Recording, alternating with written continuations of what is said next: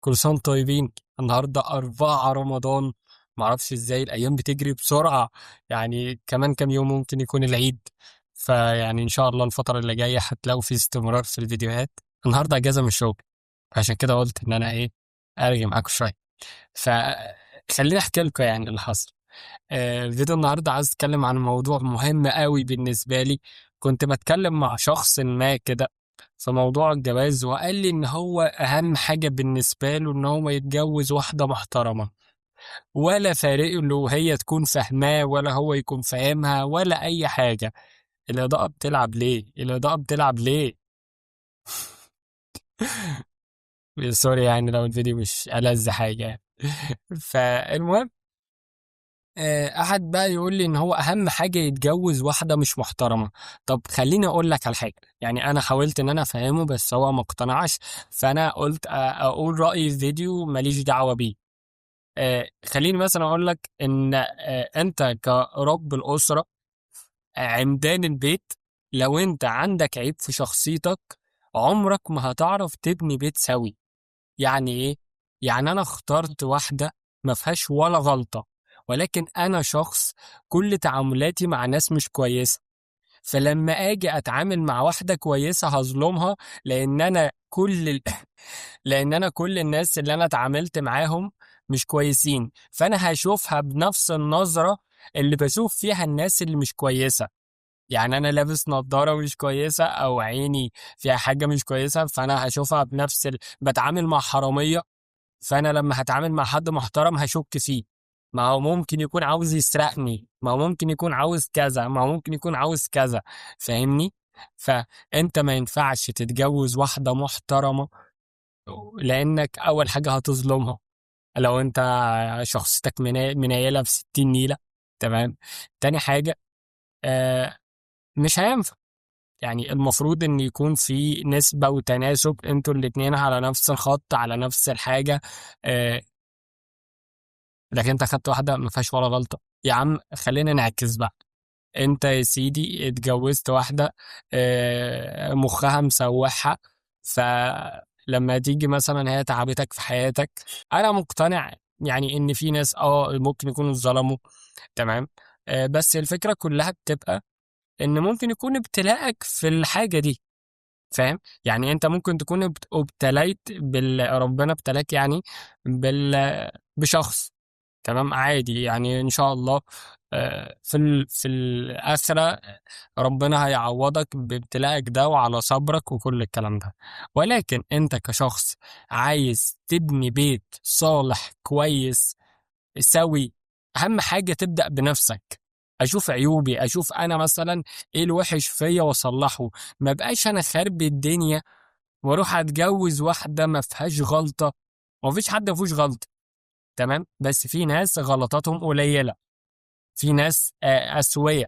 فاهم؟ في ناس يعني ممكن انا الحمد لله. انا مش بقول ناس أوي، اقول انا كويس اقول انا مش كويس، بس بقول لك ان انا مثلا. انا بصور ولا ايه؟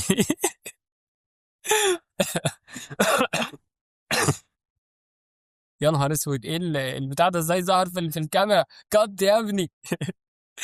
شو اهم حاجه انا بطلع على طبيعتي، يعني مش بكلف حاجه. المهم، حوار الكحه ده انا خفيت يعني من معظم الحاجات اللي عندي، بس حوار الكحه ده لسه. فخليني اقول لك يعني، انا عشان اتجوز واحده كويسه لازم انا اكون كويس، لان الطيور على اشكالها تقع. في ايه في القران، اسمعوها، ويعني انا مش عاوز اقراها، بس عايزكم تسمعوها. التفسير بتاع الآية دي ملهوش أي علاقة بالجواز. كل الفكرة إن الشخص اللي بيتلفظ بتلفظ وحش فهو من الناس السيئة. تمام. والشخص الطيب المؤمن هو مش بيصدر منه غير كل خير. فاهم؟ لأنه يعني شخص طيب. فاهم؟ طيب. طيب بأفواهه أو بكلامه. ولكن انا برضو مقتنع ان مثلا انت كويس، يعني مثلا ممكن انت كواحده تخطبي الواحد ويقول لك ايه ده، اصل بص دي شبه جوزها قوي، اصل بص طريقتهم زي بعض، اصل بص. لان انا بحس ان الطيور على اشكالها تقع. انا كويس، فمقابل ده انا هاخد واحده في نفس الحته بتاعتي. فاهم حاجه؟ آه، في ناس زي ما قلنا اتظلموا، بس هو ده كان ابتلاءهم. ممكن يكون شخص عمل حاجة في حياته غلط فابتلى بشخص ما. يعني أنا مقتنع إن الكلام ده أنا قلت 100 مرة أنا مقتنع إن كل واحد بيدفع تمن كل حاجة عملها. أنت بتنظر نظرة مش كويسة لبنات الناس، ده هيترد لك في صحتك، في أهل بيتك، في ذريتك، هيترد لك. انا مثلا بشتم او بعمل حاجه وحشه، هيترد لي. كل حاجه انا بعملها وحشه بتترد لي بطريقه معينه. فلذلك كل انا مثلا عاوز اتشهر او عاوز ابقى شخص محترم، انا لازم ابقى شخص سوي.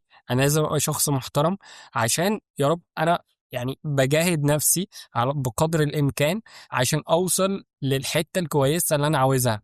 فاهم حاجه؟ فدي مقابل دي الدنيا كلها، او كل حاجه في الدنيا بمقابل. انت لما بتصلي ففي مقابل اللي هو انت هتدخل الجنة، وفي ان انت مثلا ب يعني مثلا ربنا اكرمك بشيء كويس، فانت بتصلي عشان ده بيغسلك من جوه. ربنا يا رب يثبتنا في الطريق الصحيح، ويا رب كلنا نبقى ناس كويسة. وخليني اقول لك، لو انت شخص فعلا عاوز تتجوز واحدة محترمة، انت مش هينفع تتجوز واحدة محترمة وانت كلك عيوب. لازم تنظف نفسك. بس تخيل ان انت تكون مثلا محترم، ده ينجحك في حاجات كتير في حياتك. فاهم؟ ربنا يوفقك، ربنا يسترها معاك، يوقف لك الناس اللي تساعدك. هتلاقي ربنا بينور بصيرتك لحاجات كتير. تيجي مثلا تشتري حاجة، حد يكون هينصب عليك، فتلاقي انت بتكتشف ده بكل سهولة.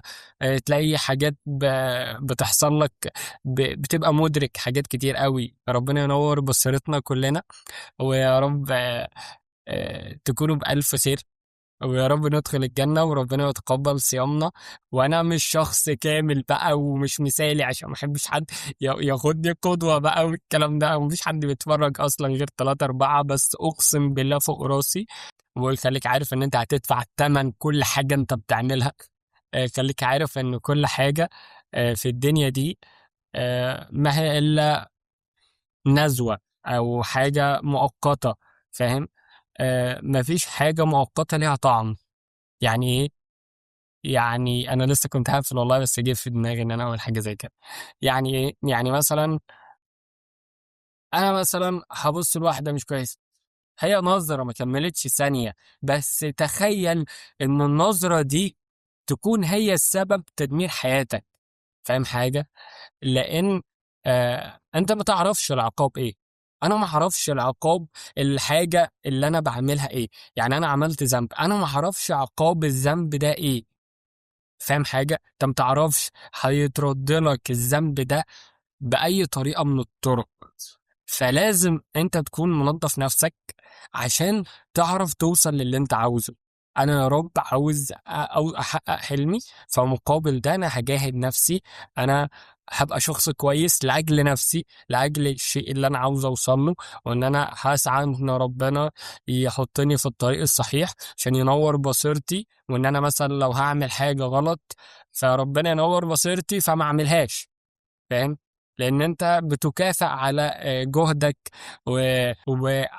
عايزك تتقبل فكرة النسبة والتناسب يا معلم. ان انت مثلا عاوز حاجة كويسة، فانا هدفع المقابل. انا مثلا عايز اتجوز واحدة كويسة، فانا هبقى شخص كويس، هبدأ بنفسي، هقرأ كتب، اعدل من نفسي، اعدل سلوكي، اعدل عاداتي وتقاليدي وكل الكلام ده، عشان خاطر ربنا يكرمني بحد في نفس حد صالح أو واحدة صالحة يعني.